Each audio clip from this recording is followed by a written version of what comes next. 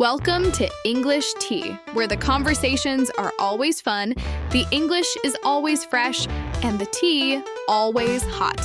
I'm your host, Kiara, and today's episode could genuinely change your life because knowing the right English phrase at the right moment in a job interview can be the difference between getting the job and not. The wrong words cost you. The right ones get you in the door. Okay, that last part both encouraged me and terrified me at the same time. That is my co-host for today, Chase. Say hi, Chase. Hi everyone, I'm Chase. I have a real job interview in a few days, and I don't feel ready.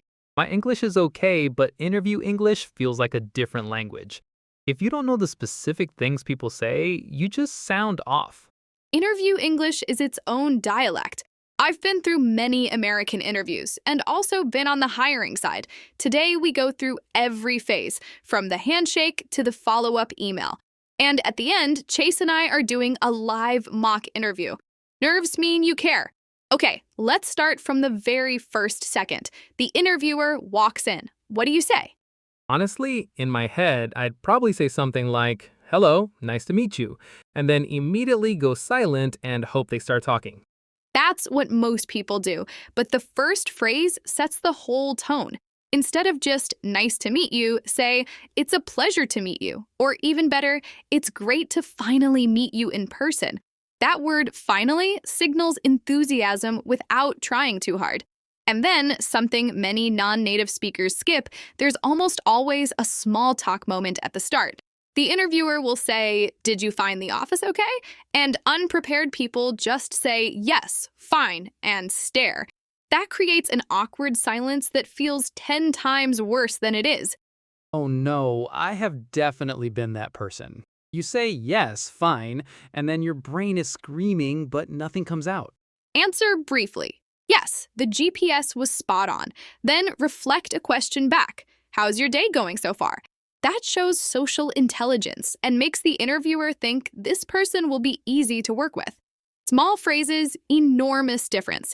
Once seated, say, "Thanks so much for having me," or "I really appreciate you taking the time." And then, "I'm really excited about this opportunity." Americans respond very well to expressed enthusiasm. It reads as confidence, not desperation. 100% expected. If you seem detached, the interviewer wonders if you even want the job. Say you're excited. Mean it. Now, tell me about yourself. Tell me about yourself is not your life story. It's a prepared 60 to 90-second career summary, past, present, future. Open with, "Sure, my background is in," or "I have about X years of experience in," and ground everything in your professional identity right away. They know your name. It's on the resume. Get straight to your value. Joe progression. I started out as a junior data analyst and grew into a role leading our entire reporting function. That arc makes you sound dynamic rather than static. Tell them why you love what you do. What drew me to this field was, then, in my current role I'm responsible for, and highlight a win with specifics. I grew our following by 40% in 6 months. Not just I managed social media. Numbers. Always numbers when you have them. Concrete, specific details stick. Then close with, "I'm really passionate about," connecting it to this specific role. Your answer flows like a story, with a beginning, middle, and an ending that points directly at them. That's what the mock interview is for. But first, the tough questions. What are your biggest strengths? Okay, I've rehearsed this one. I'd say something like, "I'm a very dedicated person and I care a lot about my work." Dedicated is what every candidate says. It doesn't stick. What sticks is specificity. Say, "My strengths are X, Y, and Z," for example, and give one brief real-life example that proves one of those strengths. That's a story. That lands. Always. And now the question that makes everyone want to crawl under the table. What's your biggest weakness? This one, I genuinely don't know what to do with this one. Do you actually tell them a weakness? Won't they use it against you? They're testing your self-awareness, not gathering ammunition. The worst answers, "I don't have weaknesses," or "I work too hard." I used to circle that one when people said it. not in a good way. Oh no, I have definitely thought about using I work too hard. That was almost my answer. I saved you. The phrase, something I've been actively working on, is actively signals you're doing something about it. Name a real weakness that won't disqualify you, then pivot to your action. Like, I completed an analytics certification to improve my data skills. Real weakness, real action, real growth. Now, why do you want to work here? What they actually want? Did you do your homework? Oh, great reputation tells them nothing. What works is what attracted me to your company is with something specific, a product they launched or a value that resonated. Show you chose them specifically. So, research before the interview is basically non-negotiable. Non-negotiable. Their website, LinkedIn, recent news. 30 minutes of prep makes the difference. And the star question. Tell me about a time when, open with, sure, let me give you an example. That signals you're organized and have a real story. Set the scene, your role, what you did, and always end with the result. Positive, or frame what you learned. Where do you see yourself in 5 years? Say, my goal is to grow within this role and move into more leadership. For why are you leaving? Stay positive.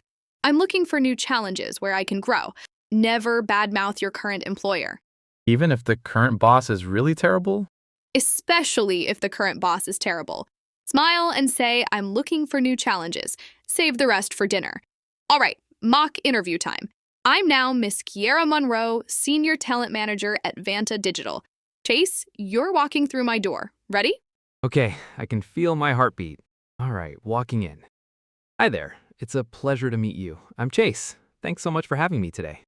Thanks, great to have you. Please sit down. How was the commute over? Did you find us all right? Yes, no trouble at all. The building was easy to spot, actually. Love the view from up here. How's your day going so far? Really well, thank you. It's been a busy one. Okay, let's jump in. Tell me about yourself. Sure. My background is in digital content and brand strategy. 4 years of experience. I started as a content writer and grew into a brand strategist, overseeing 3 key accounts.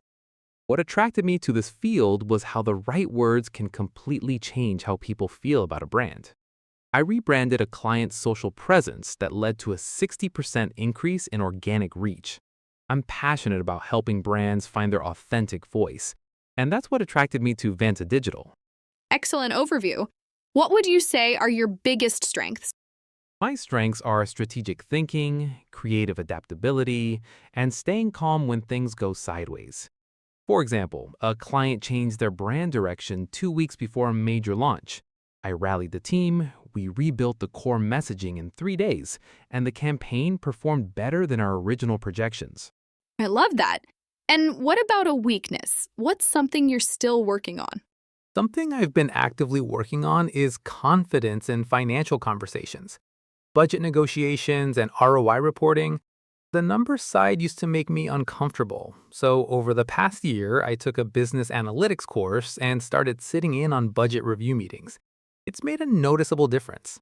That's a great answer. Tell me about a time when you had a conflict with a colleague or client and how you handled it. Sure, let me give you an example. A client was unhappy with a content piece, felt it didn't match their tone. I called them within the hour, let them explain their frustration, then walked back through the brief together. It was a process failure on our end. I owned it, proposed a revised timeline, delivered an improved version 2 days later. They sent a thank you note and renewed their contract. That's a really strong answer. Where do you see yourself in 5 years? My goal is to grow into a senior strategic role, not just executing campaigns, but helping clients define who they are. I'd love to mentor younger creatives too. I think a role at Vanta would be a genuine step in that direction. And why are you looking to move on from your current position? I've genuinely valued my time there, but I'm looking for new challenges with more room to grow and take on bigger projects. I've built a strong foundation, and I'm ready to bring it somewhere it can have a larger impact. Case, that was incredible. You were calm, your answers had structure, you used real examples. I would have moved you to the next round without hesitation. I need a moment. My hands were shaking, but I felt the structure holding me up. I knew what to say next because we'd rehearsed it. The phrases were like little handrails. Handrails, perfect. But we're not done. A great candidate also asks questions. At the end of almost every interview, you'll hear, "Do you have any questions for us?" If you say, "No, I think we covered everything," you just missed a huge opportunity. Why is it an opportunity? I always thought it was just a formality. It's absolutely not a formality. The questions you ask show how seriously you've thought about this role. Best ones. What does success look like in the first 90 days? What are the biggest challenges in this role? And always, what's the next step in the process? Never leave without asking it. You can also ask, "Can you tell me more about the company culture?" Because you're interviewing them too. Now, the part nobody likes, salary. Yeah, even the word makes me nervous. Like, how do you even bring that up without sounding greedy or desperate? Asking about salary is not greedy. It's a professional business conversation. Lead with your value. Based on my experience and the responsibilities of this role, I was thinking in the range of. Give a range, not a single number, with your floor being what you genuinely accept. Research LinkedIn, salary, or Glassdoor first. If they push back, is there any flexibility on that? 4 words, 0 aggression. And what if salary is actually lower than what I need? Ask about the benefits package. Great PTO or health coverage can change the math significantly.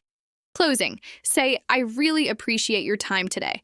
Then, "Is there anything else I can clarify about my background?" One last chance to address any hesitation. And with, "I look forward to hearing from you." And then, after, you mentioned the follow-up email. Is that really necessary? So necessary. Within 24 hours, open with, "Thank you again for the opportunity to interview." Mention one specific thing from the conversation so it's personal, not a template. Close. "I remain very interested and look forward to next steps." That email can tip the scales in a close decision. I feel like a completely different person. I walked in at panic level 8. I'm now at a 1.5. 1.5 is perfect energy. Chase, you showed everyone today what's possible with the right language ready. These phrases aren't about faking anything. They're about letting the real you come through. Even when you're nervous, even when English isn't your first language. Listen to this a couple of times and practice out loud. Even just saying the phrases alone before the interview. It sounds silly, but it works. It works. And Chase, I need a full debrief after your interview. You will be the first person I call, I promise. Actually, I'll probably text you before I'm even back in the elevator. Good luck, Chase. You've got this. And to everyone listening, what's the toughest interview question you've been asked in English? Drop it in the comments. I hope you guys enjoyed your tea today. Please like and subscribe. We love you, and we'll be back soon with another episode. Till then, keep sipping.